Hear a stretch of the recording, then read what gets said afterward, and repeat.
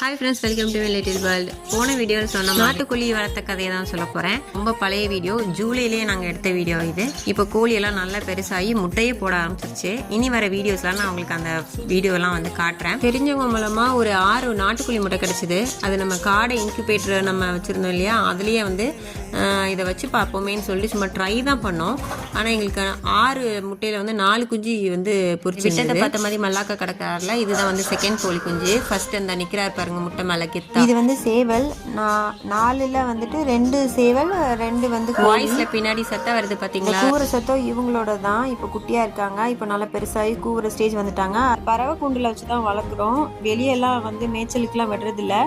ஏன்னா நாய் நிறையா இருக்குது. கலர் கோழி குஞ்சு வளர்த்துருக்குறோம். நாய் பிடிச்சிட்டு போயிருக்கு, அதனால் இதை மேலேயே தான் வச்சு வளர்க்குறோம். நம்ம கலர் கோழி குஞ்சுக்கும் நாட்டு கோழிக்கும் வந்து சில வித்தியாசம் என்னன்னா, அந்த கண்ணு, காலு, மூக்கு எல்லாமே வந்து பெருசாக இருக்குது. கலர் கோழி குஞ்சுக்கு காலு ரொம்ப ஒல்லியாக இருக்கும், கண்ணு வாயில் ரொம்ப குட்டியாக இருக்கும். இதுக்கு நல்லா பெருசாக இருக்குது. இதுக்கு என்ன சாப்பாடு கொடுத்தோம் அதெல்லாம் வந்து நெக்ஸ்ட் வீடியோவில் பார்க்கலாம். Thank you so much.